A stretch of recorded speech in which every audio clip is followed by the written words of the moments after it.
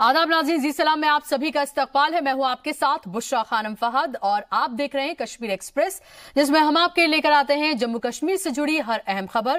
पहली खबर उसमें से यह है कि बीजेपी सदर अमित शाह ने रियासत में ताबड़तोड़ रैलियां की हैं। नेशनल कॉन्फ्रेंस और पीडीपी पर जमकर निशाना साधा। दूसरी खबर, महबूबा मुफ्ती ने अनंतनाग सीट से पर्चा दाखिल करने के बाद फिर से जहर उगला है।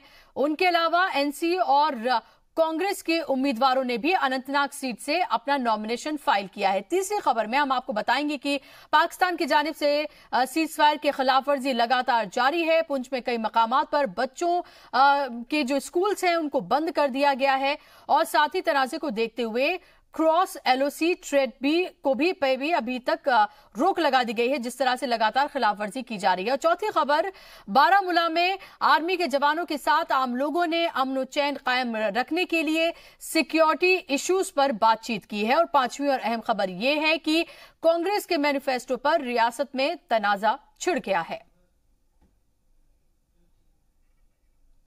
तो ये पांच अहम खबरें हैं जो हम आपको दिखाएंगे और इस पर हमारी नजर रहेगी कि किस तरह से सबसे पहले कि अमित शाह ने जम्मू में रैली की और जमकर कांग्रेस पर निशाना साधा। महबूबा और नेशनल कॉन्फ्रेंस को भी आड़े हाथों लिया। इसके साथ साथ हम आपको यही बताएंगे कि दफा 370 को लेकर एक बार फिर से महबूबा मुफ्ती ने मुतनाज़े बयान दिया है और लगातार पाकिस्तान की तरफ से खिलाफ वर्जी जारी है सीज फायर की, जिससे बच्चों का स्कूल मुतासिर हो रहा है क्योंकि स्कूल को बंद कर दिया गया है। रियासत के सभी लोकसभा इलाकों में धुआंधार तशहीर का दौर चल रहा है। पार्टी अपने अपने तरीकों से मुहिम चलाकर वोटर्स को राग़िब करने की कोशिश में लगी हुई है। इसी सिलसिले में बीजेपी सदर अमित शाह उधमपुर में पहुंचे। बीजेपी उम्मीदवार जितेंद्र सिंह के लिए वोट मांगने के लिए वहां पर पहुंचे, जहां उन्होंने कांग्रेस, पीडीपी और नेशनल कॉन्फ्रेंस को आड़े हाथों लिया।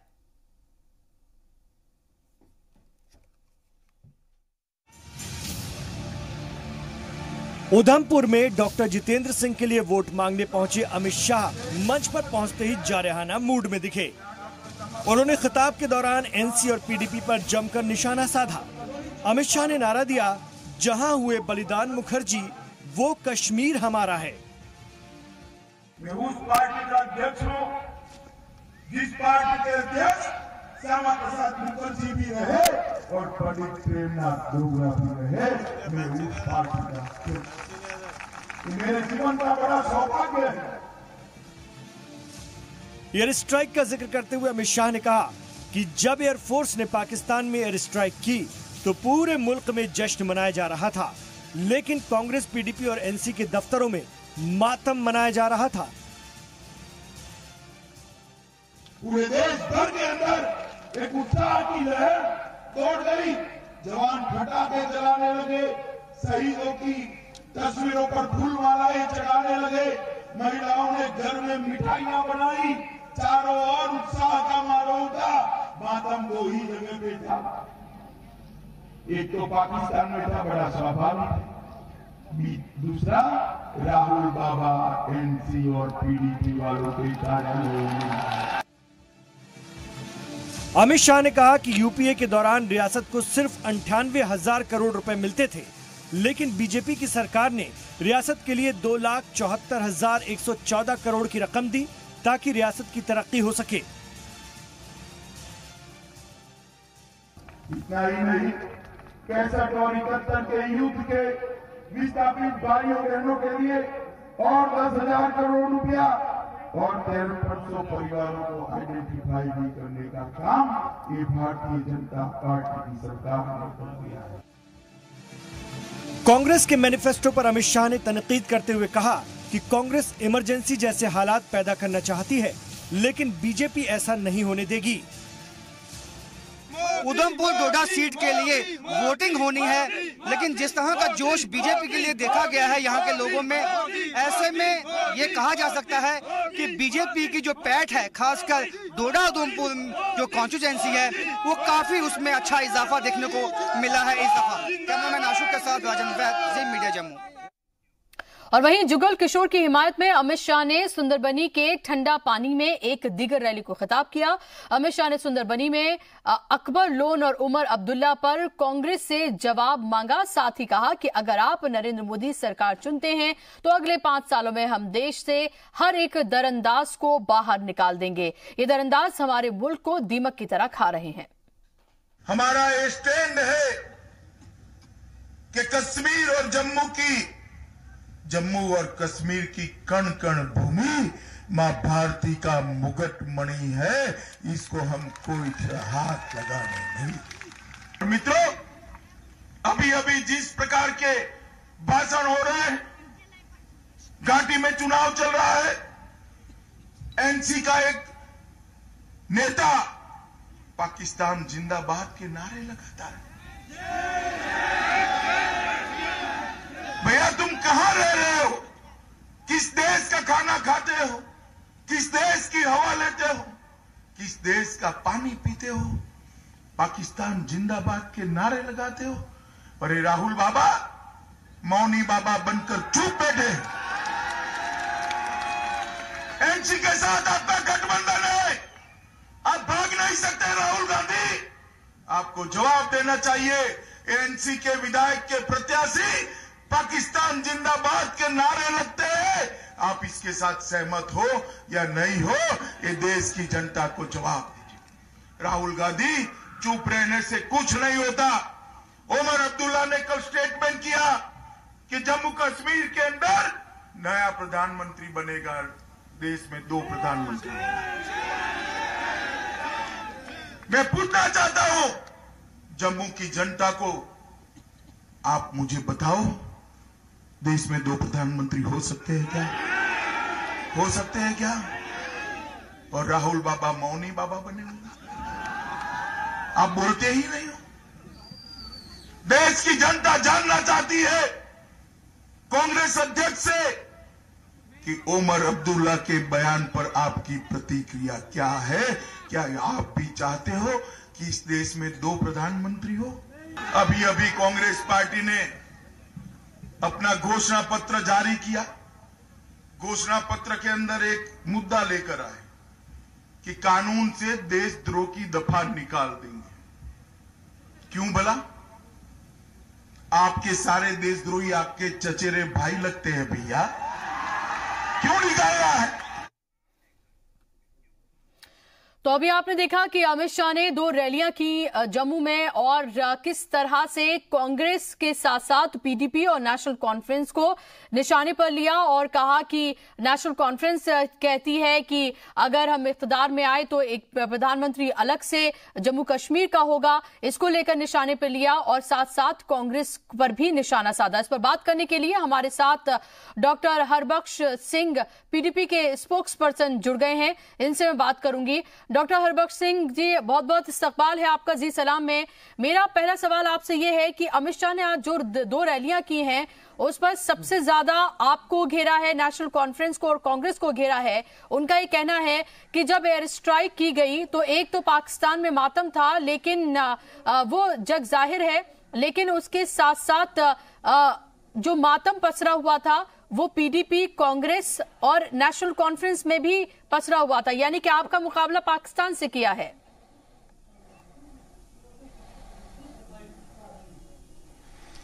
बुशरा जी, ये तो इलेक्शन में इनको इलेक्शन जीतने के लिए ये सारी बातें करनी पड़ेंगी। जो मैं स्पीच सुन रहा था तो उसमें श्यामा प्रसाद मुखर्जी का भी जिक्र किया इन्होंने। तो श्यामा प्रसाद मुखर्जी ने ही जब 370 का एक कॉन्स्टिट्यूशन बना है तो कॉन्स्टिट्यूशन लिखने में सरदार पटेल जी के साथ श्यामा प्रसाद मुखर्जी भी थे, और जब वो पार्लियामेंट में लाया गया 370 का तो सरदार पटेल जी ने लाया और सेकंड जो किया वो श्यामा प्रसाद मुखर्जी थे। और आज उस 370 को, और जब इन्होंने हमारे साथ गवर्नमेंट की, जिस वक्त हमारे साथ कोलिशन की, 370, 35A, अफसा रिवोकेशन, पाकिस्तान के साथ बात करना, हुर्रियत के साथ बात करना, इन सारे एजेंडों पे, पावर प्रोजेक्ट, इन पे हमारे साथ गवर्नमेंट की। तब इनको याद नहीं आया, तब इनको देश याद नहीं आया, तब इनको हमारा, देखो 1999 से लेकर हमारी आइडियोलॉजी में आज तक कोई फर्क नहीं आया है। हमारी आइडियोलॉजी वही है, पीपल सेंट्रिक है, और हम हिंदुस्तान के कॉन्स्टिट्यूशन में जम्मू कश्मीर का हल चाहते हैं। हिंदुस्तान के कॉन्स्टिट्यूशन के अंदर इलेक्शन लड़ते हैं। लेकिन डॉक्टर सिंह मुझे आप ये बताइए, डॉक्टर सिंह मुझे आप ये बताइए कि महबूबा मुफ्ती अगर ये कहती हैं कि 370 को लेकर अगर कुछ भी किया गया तो हिंदुस्तान का राब्ता जम्मू कश्मीर से, जम्मू कश्मीर का राब्ता जो है वो हिंदुस्तान से टूट जाएगा, क्या इस तरह के बयान उन्हें देने चाहिए? बिल्कुल। देखो बुशरा जी, ये कॉन्स्टिट्यूशन बोलता है हमें, ये महबूबा जी नहीं बोल रही हैं। ये 370 जब इल्हाक हुआ है जम्मू कश्मीर का हिंदुस्तान के साथ, तो ये कंडीशनें रख के हुआ है। जब हम किसी के साथ कोई एग्रीमेंट करते हैं तो वो एग्रीमेंट अगर टूट जाता है तो रिश्ता खत्म।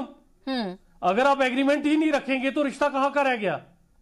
तो इनको, ये तो हिंदुस्तान का कॉन्स्टिट्यूशन, जिस कॉन्स्टिट्यूशन की बात करते हैं, आप एक और पार्टीशन की बात कर रहे हैं क्या? कॉन्स्टिट्यूशन को क्या सम्मान आप कर रहे हैं? एक और पार्टीशन की बात कर रहे हैं मुल्क में? नहीं, पार्टीशन कहां से? हम नहीं, ये उनसे पूछिए जो 370 और 35A को तोड़ने की बात कर रहे हैं। हम नहीं कर रहे हैं, हम मुल्क को जोड़ने की बात कर रहे हैं। हम हिंदुस्तान के साथ हैं, हम कहते हैं जो इलाक हुआ है हम उस इलाक के साथ हैं, और उस इलाक की हिफाजत करना हम सब बिंदुस्तानियों का फर्ज है। लेकिन ये आपकी बड़ी बड़ी बातें तब कहां गई थी डॉक्टर सिंह? जब आपने बीजेपी के साथ अलायंस किया था तभी बड़ी बड़ी बातें आपकी कहां गई थी? आपको तो ये पता था कि बीजेपी का स्टैंड क्या है। बुशरा जी हमारी एजेंडा, बुशरा जी हमने एजेंडा ऑफ अलायंस में लिख के लिया। अब ये पब्लिक डॉक्यूमेंट है, आप वेबसाइट पे चेक कीजिए। ये पूरा एक इशू हुआ था एजेंडा ऑफ अलायंस, उसमें हमने कहीं भी किसी भी चीज पे कॉम्प्रोमाइज नहीं किया है। हमने उस वक्त भी इनसे एग्रीमेंट किया था कि आपने 370 और 35A का प्रोटेक्शन करना है, पाकिस्तान से बात करनी है। उसके बाद हमने गवर्नमेंट बनाई थी। आज ये क्या देश को बता रहे हैं, वो पब्लिक डॉक्यूमेंट है, वो वेबसाइट पे अवेलेबल है। कविंद्र गुप्ता बीजेपी के जो लीडर हैं वो हमारे साथ जुड़ गए, उनसे मैं जवाब ले लेती हूँ। कविंद्र गुप्ता जी, बहुत बहुत इस्तकबाल है आपका जी सलाम में। मेरा सवाल आपसे ये है कि आज आप 370 को लेकर जो बातें कर रहे हैं, जब आपने हुकूमत बनाई थी पीडीपी के साथ तब आपने ये बातें क्यों नहीं कही थी? क्योंकि पीडीपी लगातार ये कह रही है कि एजेंडा ऑफ अलायंस में ये बातें रखी गई थी कि 35A और 370 को लेकर कोई बात नहीं की जाएगी। देखिए, ऐसा है कि भारतीय जनता पार्टी अपनी विचारधारा से परी नहीं हो सकती। एजेंडा ऑफ अलायंस जो बना था वो डेवलपमेंट के मुद्दों को लेकर के बना था, तो उसमें यही कहा गया था कि फिलहाल जिस प्रकार से मैंडेट मिला है उस प्रकार से अभी विकास के ऊपर ही हम फोकस करेंगे। लेकिन कुल मिलाकर के वही रहा, जब महबूबा जी ने इधर की बातें करनी शुरू कर दी तो हमने अपना समर्थन वापस दिया। हम भारतीय जनता पार्टी अपनी विचारधारा से आगे पीछे नहीं जा सकती। इस देश की बेहतरी के लिए, इस राज्य की बेहतरी के लिए जो हमें अच्छा लगेगा हम उससे लेकिन कविंद्र जी, ये पॉलिटिक्स ऑफ कन्वीनियंस नहीं हुई कि जब आपको ठीक लग रहा था आपने 3.5 साल उनके साथ हुकूमत चलाई, फिर आपको ठीक नहीं लगा आप वहां से हट गए। आपको हमेशा से पता था पीडीपी क्या सोचती है 370 और 35A को लेकर, आपको हमेशा से पता था। उसके बावजूद भी आपने हुकूमत बनाई उनके साथ। आपको उनका रवैया अलहदगी पसंद के साथ क्या है वो हमेशा से पता था। पत्थरबाजों की जब बात ये कोई एजेंडा ऑफ अलायंस में नहीं थी, वो अपनी मर्जी करने लगी और हमारे सुरक्षा बलों पर जब केस दर्ज करने की बात की तो मैं भी उस वक्त उस मीटिंग में था जब इन्होंने कहा कि पर ढीला रुख, हमने उसका विरोध किया। तो कुल मिलाकर के यही है कि देश की एकता और अखंडता। नहीं देखिए कविंद्र गुप्ता जी, आपकी सरकार के रहते पत्थरबाजों के ऊपर से केस जब वापस लिए गए तब तो आप हुकूमत में थे ना। जो ये सिर्फ कहने की वो उन्होंने कहा बताइए किसका केस वापस हुआ, किसी का केस वापस नहीं हुआ है। ये सिर्फ कहने की बातें हैं। जब उनको लगा कि वो अपनी मनमर्जी करने लगे, भारतीय जनता पार्टी ने समर्थन वापस दिया। हम चाहते तो सरकार में रह सकते थे, लेकिन इस राज्य की बेहतरी के लिए हमने जो हमें अच्छा लगा वो हमने किया जी। और मेरे साथ डॉक्टर सिंह भी मौजूद हैं। डॉक्टर सिंह, अभी आप सुन रहे हैं कविंद्र गुप्ता को, उनका ये सीधे तौर पर कहना है कि दरअसल मुल्क के हक में जो बात थी हमने उसको करते हुए आप पीडीपी से अपना रिश्ता तोड़ दिया। और सीधे तौर पर उन्होंने कहा कि जब आप अलहदगी पसंदों के तई आपकी हमदर्दी खुलकर सामने आने लगी, पत्थरबाजों के तई हमदर्दी खुलकर सामने आने लगी, तो उन्होंने आपसे रिश्ता तोड़ दिया। बुशरा जी बिल्कुल गलत। कविंदर जी डिप्टी सीएम रह चुके हैं, सीनियर लीडर हैं, मैं भी सम्मान करता हूं। लेकिन कविंदर जी को ये पता होनी चाहिए, एज ए डिप्टी सीएम और स्पीकर भी रह चुके हैं, हमारे रेस्पेक्टेबल आदमी है, 14,000 पत्थरबाजों का जो वन टाइम था interim relief government of India की तरफ से एफआईआर वापस लिए गए। एक बात। दूसरी बात जो कन्वीनियंस की कही कि हमें उस वक्त लग रहा था कि फिलहाल हम टाल देंगे 370 और 35 से, तो आपको सारे सवालों का जवाब मिल गया।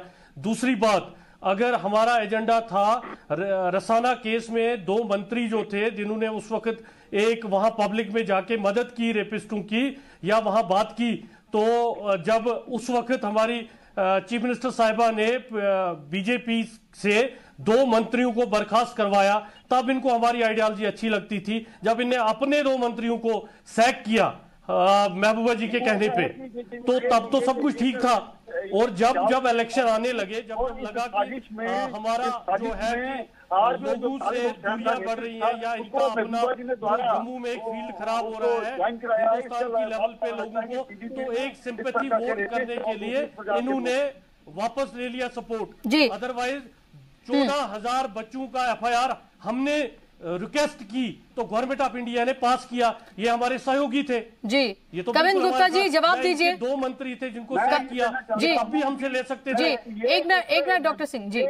पीडीपी की क्या थी, एक साजिश थी, जानबूझकर के रसाना को इतने दिया गया। आज वही जो रेपिस्ट था तालिब हुसैन, उसको महबूबा जी ने परसों अपनी पार्टी में ज्वाइन कराया है, और कुल मिलाकर के ये रेपिस्टों की पार्टी बन रही है। इनका आधार खिसकता जा रहा है, इनकी जमीन खिसक गई है, सभी इनको छोड़ करके चले गए हैं। यही कारण था जो उनकी गलत नीतियां थी। आज कविंद्र गुप्ता जी, आप एक रियासत की पार्टी को आप किस तरह से, आप तो डेप्यूटी सीएम रह चुके हैं, आप रेपिस्टों की पार्टी बोल रहे हैं, उसी पार्टी के साथ जो है आपने 3.5 साल सत्ता की मलाई खाई, जब आपको नहीं वो इस पार्टी पता चली आपको कैसी थी? पार्टी का आधार खिसकने के बाद ये किसी तरह से भी उसको बचाने में लगे हैं। जो इनकी नीतियां रही, जब तक हमारे साथ रहे, तब महबूबा जी की भाषा ये थी उनके लिए, पत्थरबाजों के लिए, क्या वो टॉफी लेने गए थे, क्या वो दूध लेने गए थे, इस प्रकार की भाषा बोलती थी। जब से वे सत्ता से बाहर हुई हैं, उनकी भाषा ही चेंज हो गई है।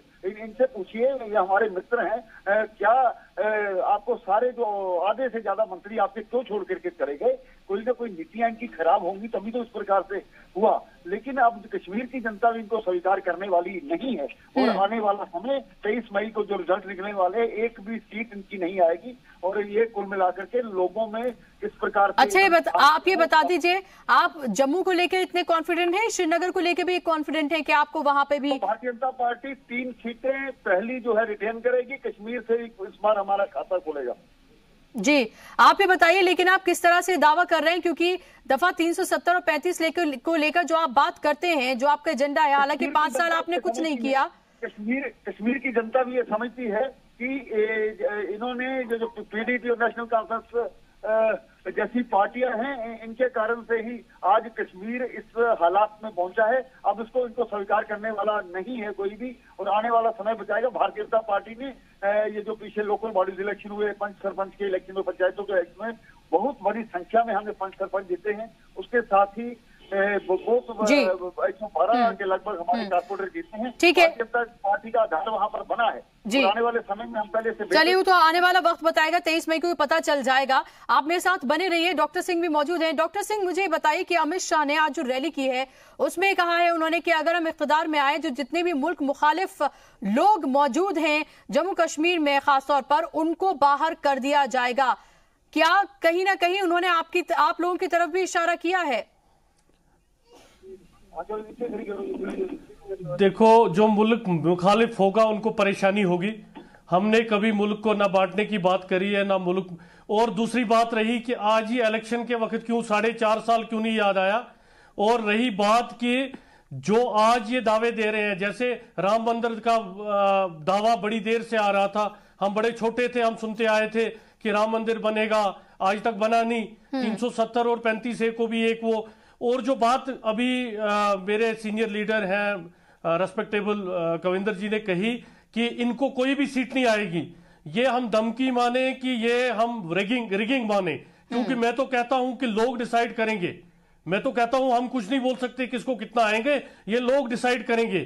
तो मुझे तो ये लग रहा है कि अगर ये इतने कॉन्फिडेंट है और कहते हैं जी पीडीपी को कोई सीट नहीं आएगी, तो इसका मतलब मुझे कुछ लग रहा है कुछ इलेक्शनों में कुछ गड़बड़ होने वाली है, या तो कुछ और रही बात इन्होंने कहा। आप पहले से ऐसा कह के डॉक्टर सिंह अपनी हार को एक तरह से कबूल कर रहे हैं, इस तरह से पहले से ही कह के आप अपनी हार को कबूल कर रहे हैं, जंग लड़ने से पहले ही आप हार रहे हैं। बुशरा जी मेरी बात सुनिए जी, बुशरा जी मेरी बात सुनिए, आप देख लेना रिजल्ट लोग निकालेंगे और हमें लोगों पे भरोसा है, हमने लोगों के लिए काम किया है, ठीक है, हमारी विचारधारा में कभी फर्क नहीं आया। ठीक है, ओके, में एक बात की, कश्मीर में एक बात की, जम्मू में दूसरी बात की, हम दो बात करते हैं। ठीक है डॉक्टर सिंह, अगर आपने काम किया है तो आवाम उसे सराहेगी, आपको वोट देगी क्योंकि जनता जो है वो सबसे ऊपर है, उसे सब पता है, और अभी फिलहाल उसी का मौका है, उसको ये बताना है तमाम पार्टियों को कि उनकी सही जगह क्या है। बहुत शुक्रिया आपका हमारे साथ जुड़ने के लिए। कविंद्र गुप्ता जी, आपका भी बहुत बहुत शुक्रिया हमसे बात करने के लिए। कश्मीर पर घमासान लगातार जारी है। एक तरफ जहां फारूक अब्दुल्ला और महबूबा 370 और 35A पर लगातार धमकी दे रहे हैं, तो वहीं दूसरी तरफ पीएम मोदी ने फारूक और कांग्रेस को घेरते हुए जोरदार हमला किया है।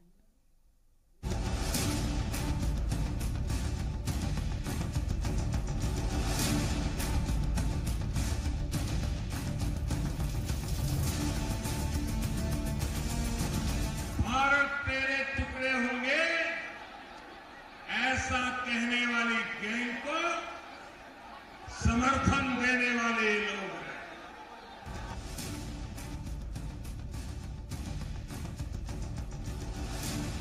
पैंतीस है, कोई खुदा का नहीं है। अरे खुदा का नहीं है तो इंसान का तो है। वोटिंग की तारीख जैसे जैसे नजदीक आ रही है, जम्मू कश्मीर में नापाक एजेंडा चलाने वाले लीडरान की जुबान और जहरीली होती जा रही है। जम्मू कश्मीर में अलग वजीर आजम का ख्वाब देखने वाले उमर अब्दुल्ला के वालिद ने अब आर्टिकल 370 और 35A को लेकर फिर धमकी दे दी है, और महबूबा मुफ्ती ने भी उनका साथ दिया है।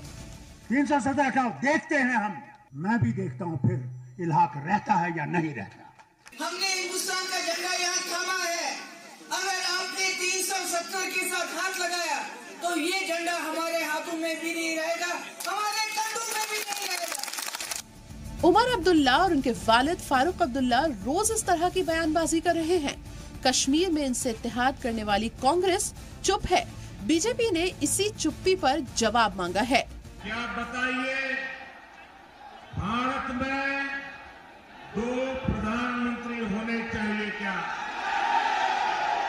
मैं पूछना चाहता हूं राहुल गांधी को, उमर अब्दुल्ला के बयान से आप सहमत है क्या? इसकी देश की जनता को आप समाचार दीजिए। इस चुनाव को मुख्य मुद्दा इनको राष्ट्रीय सुरक्षा और इस मुद्दे को बना लें कि ये जो अलायंस इन्होंने किया जम्मू कश्मीर में, उसका ये कार्यक्रम है कि उस प्री-53 स्टेटस ऑटोनॉमी को हम लागू करें। तनाज़े के बाद भी उमर अब्दुल्ला अपने बयान पर कायम है। उनको मेरी तकरीर जो है ठीक नहीं लगी और सीधा सीधा मेरा इस्तेमाल किया दूसरी पार्टियों पर हमला करने के लिए। जनाब मोदी साहब, हमने कहा क्या? इस मुल्क की हिस्ट्री पढ़िए। पीर को उमर अब्दुल्ला ने जम्मू कश्मीर में अलग वजीर आजम की मांग उठाई थी, जिसका जवाब पीएम नरेंद्र मोदी ने महाराष्ट्र के वर्धा की रैली में दिया था। वजीर आजम ने साफ कहा था कि जब तक मोदी है तब तक ये नामुमकिन है। ब्यूरो रिपोर्ट, जी मीडिया। आर्टिकल 370 पर महबूबा मुफ्ती ने हिंदुस्तान तोड़ने की धमकी दे दी है। महबूबा मुफ्ती ने अनंतनाग में नॉमिनेशन दाखिल करने के बाद कहा कि जिस दिन आर्टिकल 370 खत्म होगा वो दिन कश्मीर से भारत से अलग होने की डेडलाइन होगी। महबूबा से पूछा गया था कि मोदी सरकार 2020 तक कश्मीर से 370 हटा सकती है। इस पर महबूबा ने कहा कि मोदी सरकार ने ऐसा कदम उठाया तो कश्मीर भी हिंदुस्तान से अलग हो जाएगा।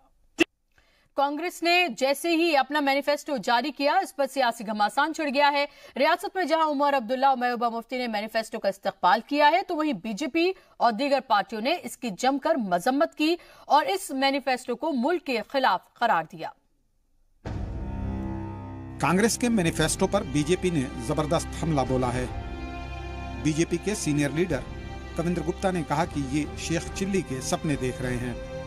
कांग्रेस न तो इख्तिदार में आएगी और न ही उनके मंसूबे पूरे होंगे। अगर कांग्रेस की सरकार आती है 370 और 35A को हटाया नहीं जाएगा। पहले तो मैं इस सवाल पर कांग्रेस से प्रश्न करना चाहता हूं कि आपको इस विश्वास है, आपकी जो आपके अलायंस पार्टनर हैं वो किसी स्टेट में आपको 1 सीट दे रहे हैं, किसी में 2 को सीट दे, कोई आपके साथ समझौता नहीं करना चाहता।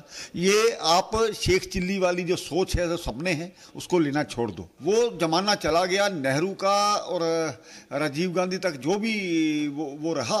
आपने इस देश की बर्बादी के लिए, इस कश्मीर की बर्बादी के लिए अपना पूरा जो जोर था वो लगा लिया है। अब सत्ता देशभक्तों के हाथ में है, भारतीय जनता पार्टी के हाथ में है। कश्मीर में फिर से अमन चैन बहाल हो, उसके लिए भारतीय जनता पार्टी पूरी तरह से कोशिश कर रही है। और आज एक उम्मीद जगी है पूरे भारतवर्ष में कि भारत फिर से विश्वगुरु बनेगा। अगर आर्टिकल 370 को सबसे ज्यादा जम्मू कश्मीर में किसी ने नुकसान पहुंचा है तो वो कांग्रेस पार्टी है। कांग्रेस पार्टी ने इसका नुकसान सबसे ज्यादा कर दिया। और जहां तक वो इलेक्शंस की बात कर रहे हैं कि जल्दी हम इलेक्शन कराएंगे, पहले कांग्रेस से कंफर्म करें वो वापस आएगी कि नहीं। कांग्रेस तो बड़ी बुरी तरह से हारने वाली है। उसका तो सामने सबूत है कि महागठबंधन जो मिलावटी गठबंधन है, एक नरेंद्र मोदी जी के साथ मुकाबला नहीं कर पा रहे, तो वो कैसे ये कह रहे हैं। हाँ, कांग्रेस का हमेशा ये रहा है कि जब उन्होंने मैनिफेस्टो किया है, उन्होंने हमेशा यही कहा कि मैनिफेस्टो में हमेशा उनका यही था कि गरीबी हटाओ, लेकिन हटाया उन्होंने गरीबों को।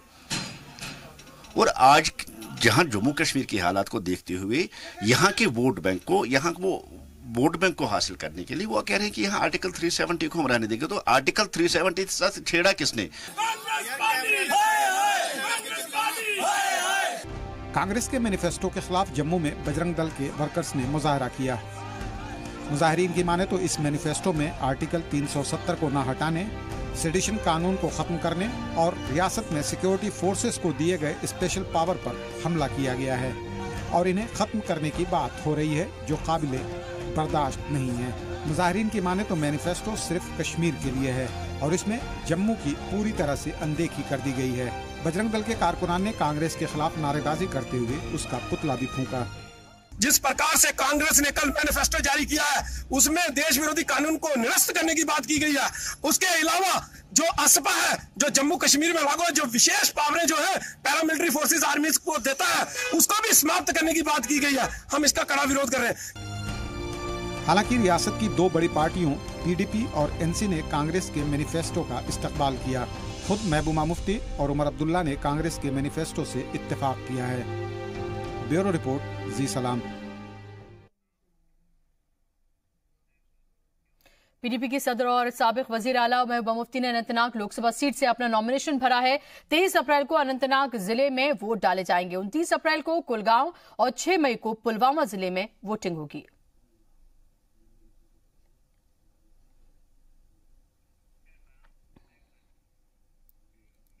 अनंतनाग सीट से नेशनल कॉन्फ्रेंस के उम्मीदवार रिटायर्ड जस्टिस हसनैन मसूदी ने भी अपना पर्चा दाखिल किया। इस दौरान उनके साथ एनसी के नायब सदर उमर अब्दुल्ला भी मौजूद रहे। सीट पर उनका मुकाबला पीडीपी सदर महबूबा मुफ्ती से है।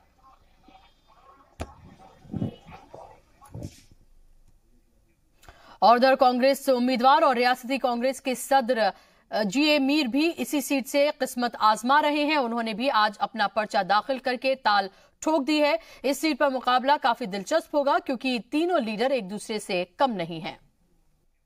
कांग्रेस के सीनियर लीडर और साबिक वजीर आला गुलाम नबी आजाद ने जिले के लसाना में पार्टी की अवामी रैली को खिताब करते हुए वजीर आजम मोदी और अमित शाह पर निशाना साधा और बीजेपी पर मजहब के नाम पर सियासत करने का इल्जाम लगाते हुए कहा कि मोदी सिर्फ टीवी चैनल्स पर बोलते हैं, संसद में नहीं बोलते। पीएम मोदी ने मजहब के नाम पर मुल्क को बांट कर रख दिया है। उन्होंने कहा कि कांग्रेस पार्टी सेकुलर पार्टी है जो सबको साथ लेकर चलती है। वहीं उन्होंने जिले के लोगों की बहादुरी की तारीफ करते हुए कहा कि 1947 से पाकिस्तान की गोलीबारी सहने वाले आप गुजर बकरवाल और पहाड़ी लोग मुल्क बना असलहे की सिपाही हैं और अमित शाह यहां गोलीबारी में एक दिन आकर रहकर दिखाएं। वहीं इस मौके पर पुंछ जम्मू लोकसभा सीट के उम्मीदवार रमन भल्ला भी अहलिया इंदिरा भल्ला ने अपने शौहर के लिए वोट मांगे और आजाद की तारीफ करते हुए कहा कि वो मुल्क के वजीरे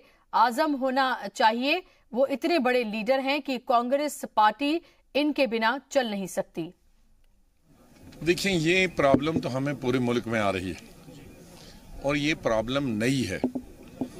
इसीलिए कांग्रेस पार्टी ने ही ये शुरू किया था।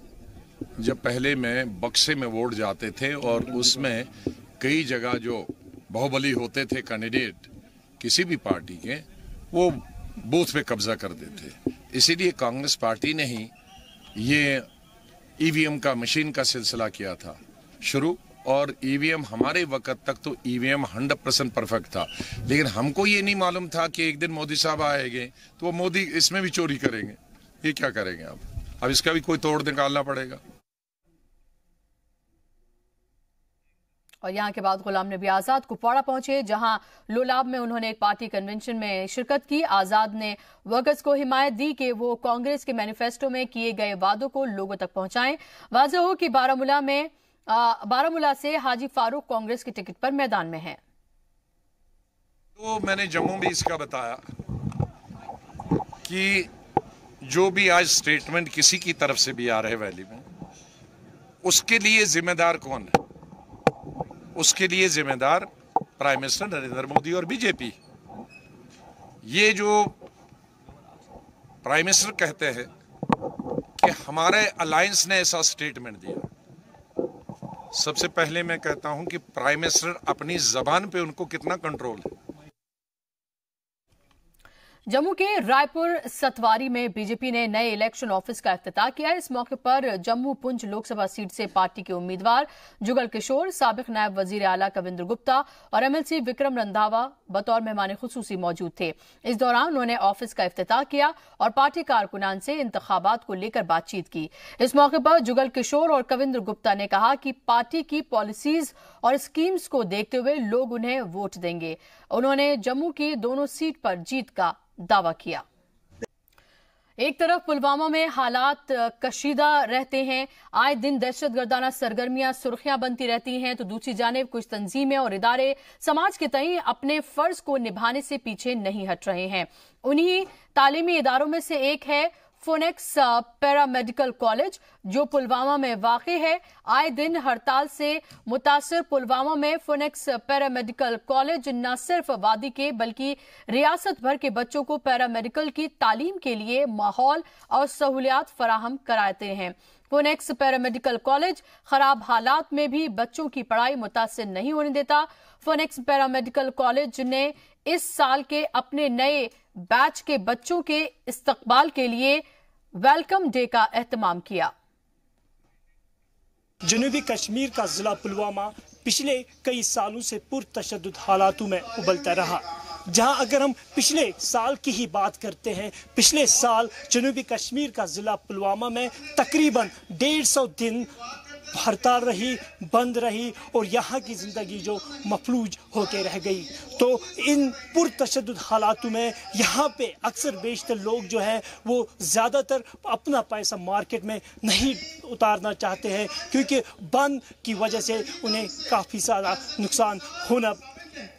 नुकसान से गुजरना पड़ता है। इसी बीच जिला पुलवामा में एक पैरामेडिकल कॉलेज जो है, जो पिछले कई सालों से अपनी खिदमत अंजाम दे रहे हैं, आज वो वेलकम डे बना रहे हैं। उनके मालिक इस वक्त हमारे साथ हैं, हम उनसे मुख्तसरन थोड़ी सी बात करेंगे। जी अस्सलाम वालेकुम, सबसे पहले आपका हमारे प्रोग्राम में खैर मकदम। Thank you sir. सर, अगर हम पुलवामा की बात करते हैं, हालात पुरतशद्दुद, पथराव आम सी बात, उसके अलावा आपका कॉलेज जो है किस तरीके से खिदमत दे रहा है और किन किन मुश्किलों से आपके कॉलेज को जो है गुजरना पड़ता है? क्योंकि जो ये कॉलेज है ये 2008 में इस्टेब्लिश हुआ है, तब से हम बिल्कुल डेडिकेशन से बड़े हार्ड वर्क से कॉलेज में चला रहे हैं, जहां हमने आज तक 10 बैच निकाले हैं मुख्तलिफ नर्सिंग और पैरामेडिकल कोर्सेज में, और आज हम 11th बैच ले रहे हैं, जिसमें बच्चों ने different nursing courses, paramedical courses में एडमिशन लिया है। आज हम इनॉग्रल सेरेमनी थी, आज यहाँ फ्रेशर्स डे था, आज हम स्टार्ट कर रहे हैं। तो हालात हम पर कोई असर नहीं कर रहे हैं, क्योंकि हमारा जो ये प्रोफेशन है ये health care and paramedical education है। जी नाज़रीन, आपने देखा कि अगर आपको अपनी कौम की खिदमत करने की हिम्मत हो, अपनी कौम की खिदमत करने की आपको एस्पिरेशन हो, तब जो हालात है पुरतशद्दुद हो या हालात खराब हो, वो आपके उम्मीदों पे कोई असर नहीं डालती। सी मीडिया के लिए नायक दाऊद, पुलवामा।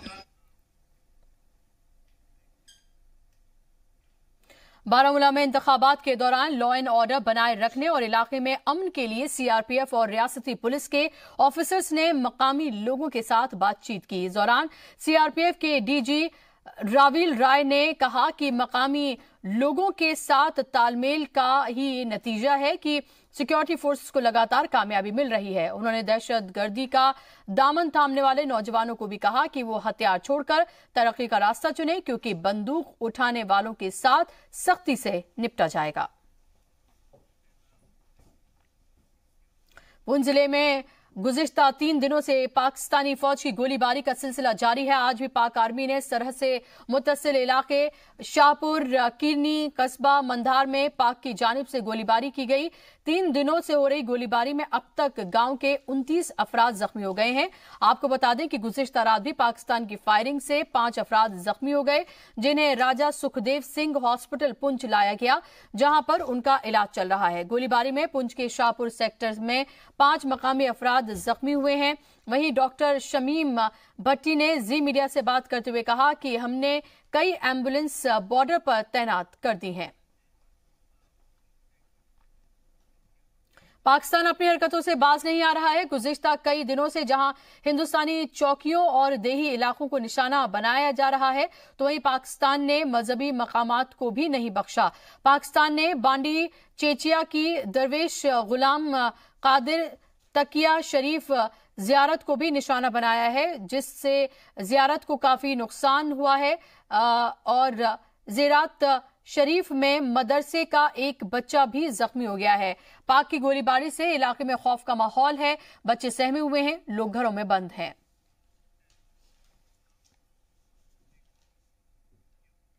तो लगातार पाकिस्तान की तरफ से रिहायशी इलाकों में गोलीबारी से काफी घरों को नुकसान पहुंचा है। हर वक्त जान जाने का अंदेशा लगा रहता है। गोलीबारी से मुतासिर इलाकों में जिस जिला तरक्याती कमिश्नर पुंछ की हिदायत के मुताबिक सरहद से मुत्तसिल 5 किलोमीटर के इलाकों में सभी स्कूलों को बंद रखा गया है। इस बात की तस्दीक तरक्याती कमिश्नर पुंछ राहुल यादव ने की है। इस मौके पर मकामी लोगों ने शिकवा करते हुए कहा है कि पाकिस्तान की मुसलसल गोलीबारी से हमारे घरों को नुकसान पहुंच रहा है और साथ ही बच्चों की तालीम भी मुतासिर हो रही है। दहशतगर्दी के खिलाफ सरकार को एक और कामयाबी मिली है। जैश ए मोहम्मद के दहशतगर्द निसार अहमद का यूएई से हिंदुस्तान के हवाले उन्हें कर दिया गया है। आज निसार अहमद को एनआईए कोर्ट के सामने पेश किया गया। निसार 2017 में लेथपोरा के सीआरपीएफ कैंप पर हुए हमले का मास्टरमाइंड है। मामले में मुल्क के 5 जवान शहीद हुए थे और इस हमले में मुल्क के 5 जवान शहीद हुए थे। वहीं बनिहाल कार ब्लास्ट को लेकर सिक्योरिटी फोर्सेस ने शोपियां से 3 लोगों को गिरफ्तार किया है।